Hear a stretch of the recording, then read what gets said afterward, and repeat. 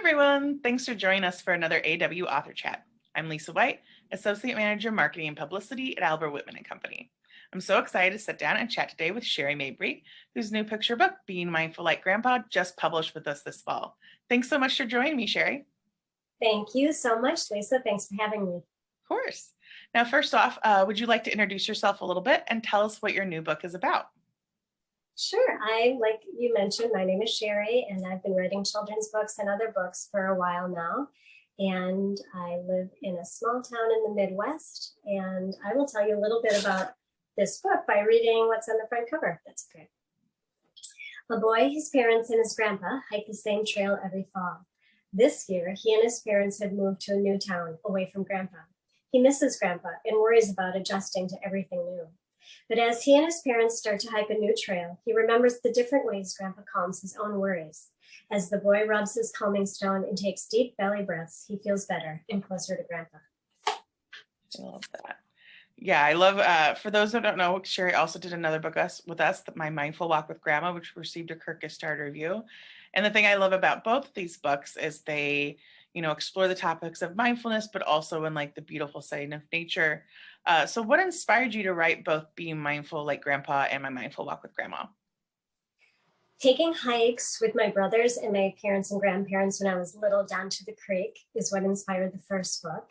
And the second book was inspired by the hikes that I've been taking recently with my grown children out in the mountains of Colorado. And then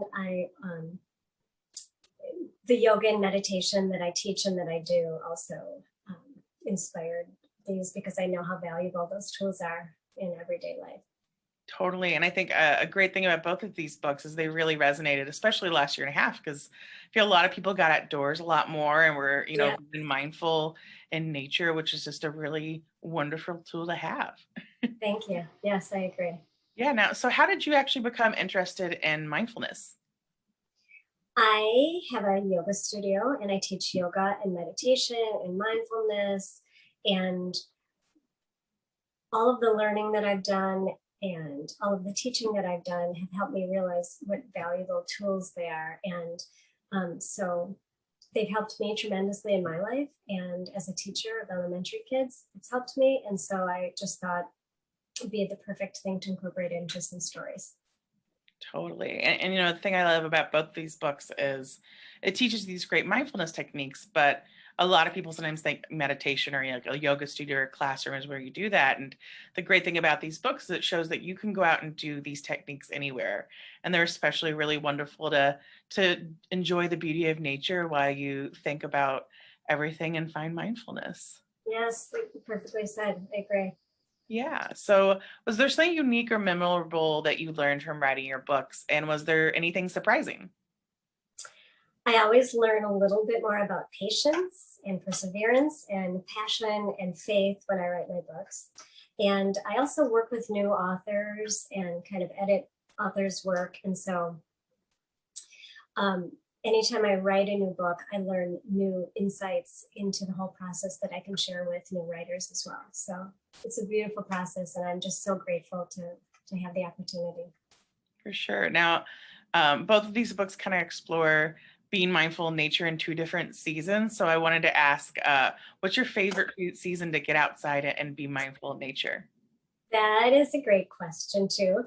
I would say that I really appreciate all seasons. And so I try to get out into nature as much as I can every week, no matter what the weather is like, no matter what the season's like, because I think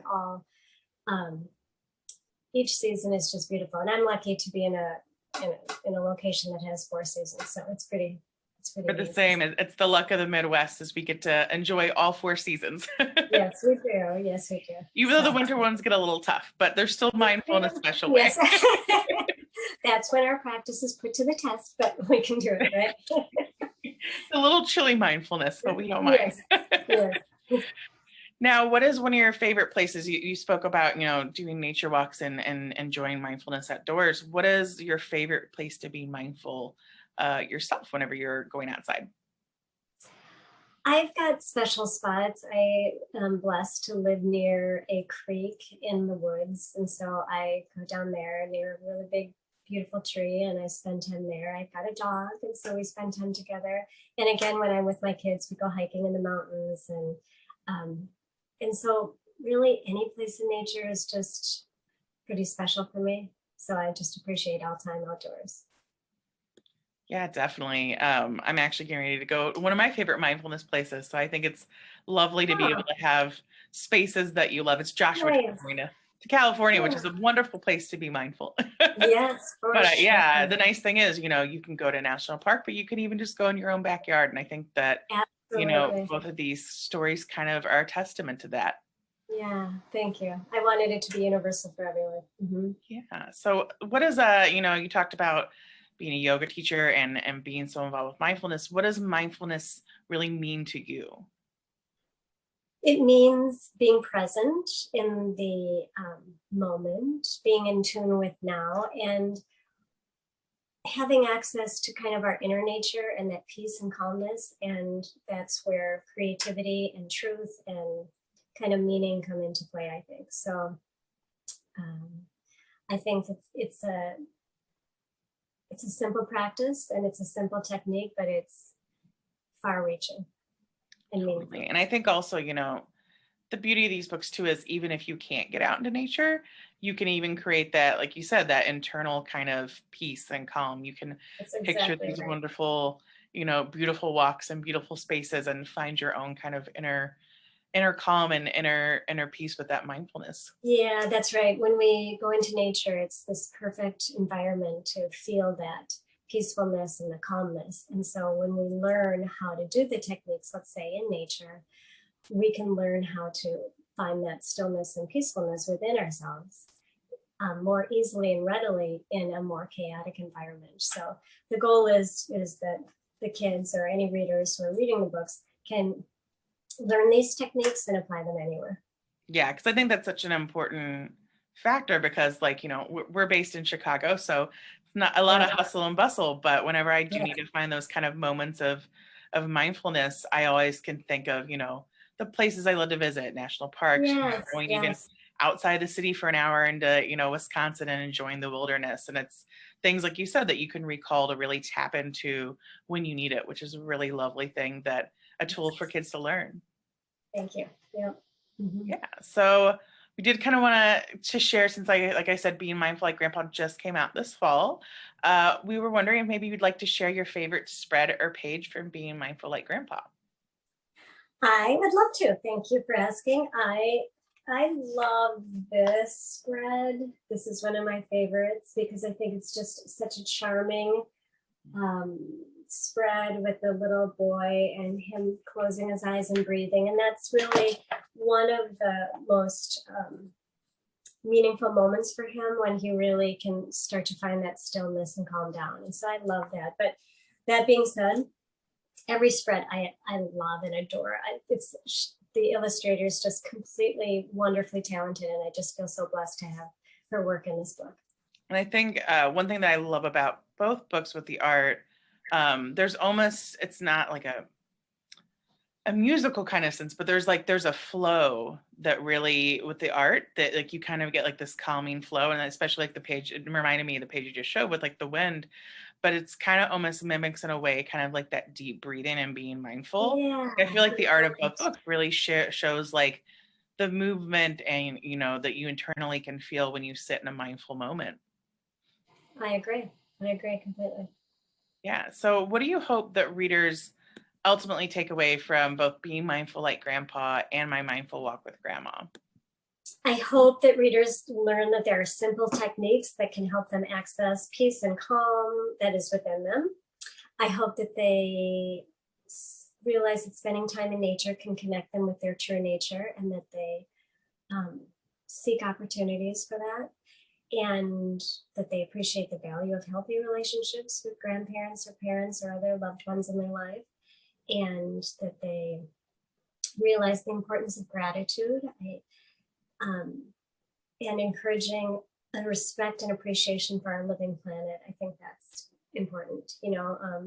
Again, these books come from a bit of a nature mindfulness kind of all coming together, which really is yoga, uniting everything. And so that whole feeling of being a part of nature and peace and calm, and then sharing that peace and calm with others, I think is what I hope readers walk away with.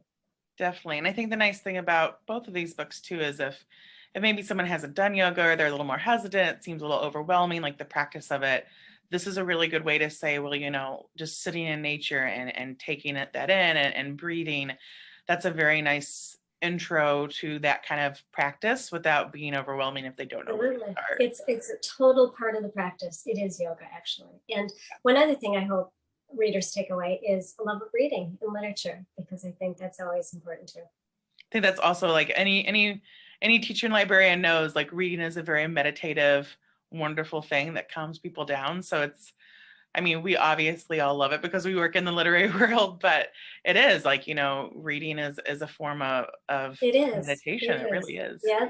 And I tried to have the voice that I used in both books. I tried to instill kind of that whole gentle tempo, gentle feel, so that it would feel, it would fit with the whole theme of the book too. So, yeah, and that really does shine through in both books. Is like I said, that kind of the flow of it is just a very calming flow. They're very they're beautiful books to begin with, but like they're calming to read because of the way that they read, which is nice. If you have a reader who's a little anxious, it even kind of helps them in that moment to read the book and kind of get into the flow of and the rhythm of the book, which is really lovely. Thank you. I will be. I'm just so grateful to have an opportunity to share what's helped me in my life and with readers. So yeah. And then another thing I did want to point out about the books too, they are sitting with grandma and grandpa, but one thing I really love about Being Mindful Like Grandpa is the grandpa, that shows a relationship where they're still close, but they're not living close together. So that beautiful still connection and relationship with, a grandparent figure, or a grandparent in this case, where, you might not see them, but they're still a very big impactful part of your life. And I think that's something that a lot of kids, especially the last year and a half, haven't seen grandparents as much. And, you're right. And realize that like, you don't have to be, you can still be far apart, but still very close and still be a part of your life. You're absolutely right. The essence of relationships, right? And, like you said, grandparents, other people who aren't nearby, even nature also is a relationship that we have. And so all of these we carry around in our heart. Definitely. Well, like I said, Being Mindful Like Grandpa is now out and available wherever you'd like to purchase at your favorite bookstore. And the Kickstarter you titled My Mindful Walk with Grandma is also available now. Thank you so much, Sheri, for chatting with us today about your new book. Like I said, if you'd like to check out these books, you can look on albertwhitman.com and read up more on them, and then pick up a copy at your favorite bookstore or library. Thank you so much, Lisa. It was a pleasure talking with you. Thanks so much for joining us. And then everyone, make sure to check out our profile for other author chats with us, and happy reading. Thanks again, Sheri, for joining me. Thank you. Happy reading.